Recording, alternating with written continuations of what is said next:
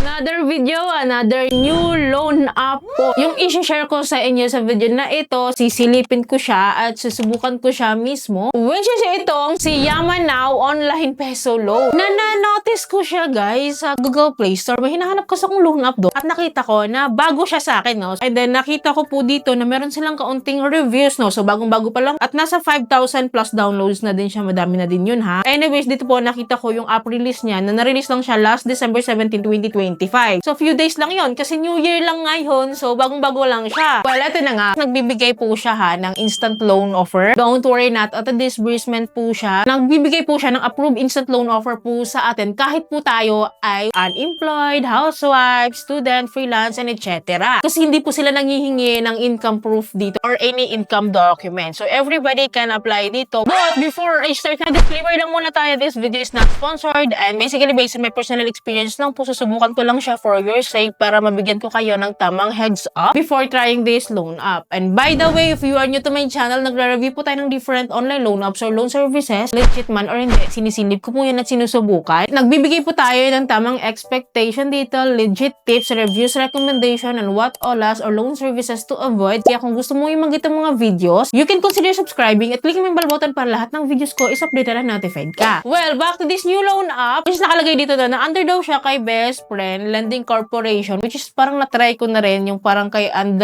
Best Friend Lending Corporation dati. I don't know kung talagang ito din yun. But anyways, no, tinignan ko siya sa SEC website. Kasi kapag makikita mga bagong loan apps po, so dapat nandun siya sa list of recorded online lending platform. Kasi loan app nga siya. So, binisit ko yung SEC website at nakita ko doon guys na hindi pa din po siya naka-register doon. Anyways, no, sinubukan ko pa din po, no, din-download ko po yung app niya. So, upon downloading po, no, nakita ko dito na bumungad sa atin yung privacy policy statement po nila that I need to agree. And then dito po agad-agad we need to input our mobile phone number and then magpapadala po sila sa atin ng OTP. E-enter lang po natin yan right away and then dito po agad-agad meron po akong offer po agad-agad na 3,000 pesos. So kinlik ko tong apply now at nakita ko dito guys, meron akong loan details dito agad-agad. May nakalagay na rin na disbursement account ko which is yung GCash account ko to. So ibig sabihin nito may record sila sa akin noon na hindi ko po na-delete or hindi ma-delete. Kasi may mga loan app, diba, na hindi sila na-delete. So, eto yun, lumabas yung account ko. So, ibig sabihin, dati na po silang loan app na na-applyan ko before. So, ang ginawa ko po dito, dinilit ko yung account ko dito kasi gusto kong mag-re-apply, gusto kong makita nyo yung kanilang application process, ano yung mga hinihingi po nilang details bago tayo ma-aprubahan dito. So, successful naman na na-delete po. And then, dito po mag-re-apply na po tayo good as new para makita nyo talaga. So, anyways, no, ganun pa din. We need to input our mobile phone number. And then, after po nito, here po sa homepage niya, nag-offer daw pala siya ng up to 60,000 pesos. Wow. But doesn't guaranteed to halala kapag first timer po. Maximum credit limit lang po nila ito, subject for evaluation pa din. So, kinlik ko po itong apply now. And then dito po agad-agad, bumubungad sa atin yung kanilang ID information po. So, pipili tayo kung ano po yung ID na gusto nating isubmit dito kasi kailangan nila yon. Meron silang recommended ID type and don't worry, wala kang ID sa recommended ID type, meron silang other options dito. So, ako din naman, ganun din naman. At ang pinili ko lang din naman is si voter's ID. And then, agad-agad po pipicturean natin agad po yan, no? So, nung pinicturean ko po siya ng pinicturean, nakalagay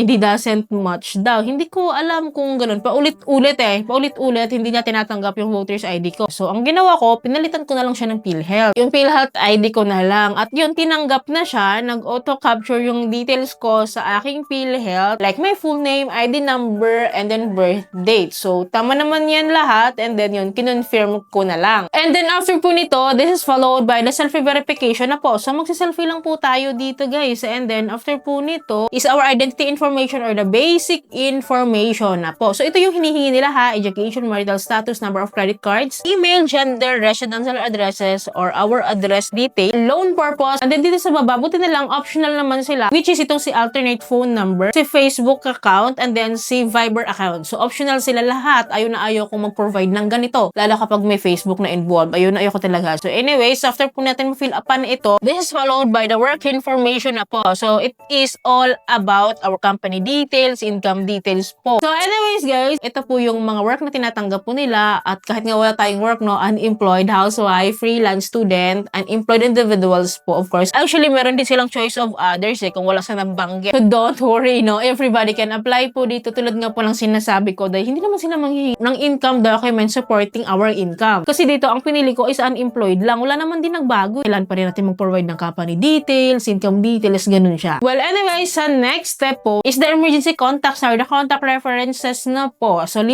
po yung hinihingi nila dito. Ito yung portion na nakakatamad talaga gawin kasi 5 siya. But anyways, guys, magdadirect po siya sa ating phone book list. So, hindi na natin kailangan magpila-pila, magta-type-type. Well, after po nito is the withdrawal information na. So, dito po pipili tayo kung either e-wallet ba or bank account ba yung mode of payment natin or mode of disbursement natin. And for me po, alam nyo naman, kapag itong mga loan app, e-wallet talaga yung pinaka-choice ko para mas mabilis ko siyang manotice. And ito po yung mga e-wallet choices. So, dito po ang pinili ko ay GCash lang. Kasi yun naman talaga lagi kong pinipili, no? Then, after po nito, sa next step po, hindi po pinag-iisipan. Meron agad-agad tayo instant loan offer dito na 3,000 pesos. And again, sabi ko nga sa inyo, kapag first timer tayo, magsisimula tayo sa mga mabababa. Pero okay na rin siya, no? Kung buo natin siyang matatanggap. Well, ito na nga yung mga kailangan yung malaman dito. So, meron silang offer sa akin na 2 periods and 3 periods. And for me po, I choose 2 periods lang para mas mabilis lang siyang mabayaran. So, anyways, nakilik ko yung details ng aking repayment po dito. Well, ito yung pinaka-details niya, no? From the moment that I'm trying this loan off, no? From today po is 7 days to pay siya. Yung first repayment ko dito, kasi yung schedule 2 ko dito, hindi ko na siya pinapansin kasi mawi-wave naman siya once po na nabayaran natin yung ating first repayment. At maganda lang din naman yung second repayment natin. Ang pinakamahalaga dito is yung first repayment or yung schedule 1 niya na 3,000 yung loan offer niya sa akin at meron daw akong babayaran na interest rate na 420 at ang principal ko is 2,970. So, nag-total po ito ng 3,390. Yun yung babayaran ko for 7 days to pay po. So, doon pa lang may interest na agad sila, no? Kasi lumalabas 13% of my loan amount, yun yung kita na nila sa atin. Doon pa lang. Okay na lang sana kung gano'n, no? 7 days to pay. Susubukan ko yan. Pero, ito nga kasi, hindi siya buong matatanggap. Because dito sa baba, may nakalagay na upfront service fee worth 750 peso. At kung manonotice, yung may nakalagay po dito na minus 750. So, ibig kong sabihin po niyan, hindi po natin siya buong matatanggap, ha? Kasi may nakalagay na minus. So, ibig sabihin nito, ibabawas po siya sa loan amount natin. Ang offer sa akin, 3,000. Ibabawas po itong 750, kaya ang matatanggap ko na lang is 2,250 peso. And then, ang babayaran ko na, kapag nagbabayad na ako dito ng aking utang is hindi siya saktong 3,000. Kasi nakita niyo yung repayment details ko, 3,390 po lahat yung babayaran ko for 7 days to pay. Gusto mo pa din bang mangutang dito? Kaya man now, loan na up, knowing na medyo lugi tayo, no? For me, hindi ko siya bet. Hindi kasi siya nakakatulong, guys. Kasi okay na lang nga sana, sabi ko sa inyo kahit mataas yung interest, basta buo sanang matatanggap. At buti sana, kung malit lang yung binabawas niya, as in sobrang barrier lang. Pero hindi talaga, ang laking bagay ng binabawas niya sa atin. Which is, I didn't find it good or nakakatulong talaga. Well, for me, guys, hindi ko siya mare-recommend, pero wala akong magagawa. Kung gusto niyo pa rin siyang subukan, no? Kasi naibigay ko naman sa inyo yung dapat yung malaman dito, na-share ko sa inyo yung buong details. Pag-isipan niyo pong mabuti. Well, anyway, sino na po nakapag-try dito kay Yaman Now Loan? Like, comment down below po yung mga experiences niyo para aware din po yung iba nating viewers. Don't worry, palagi po ako mag-a-update sa inyo, kaya dapat po nakasubscribe kayo, i-click yung bell button para lahat ng videos ko is updated and notified kayo. So, yun lamang po, thank you for watching this video. See you in my next video. Bye!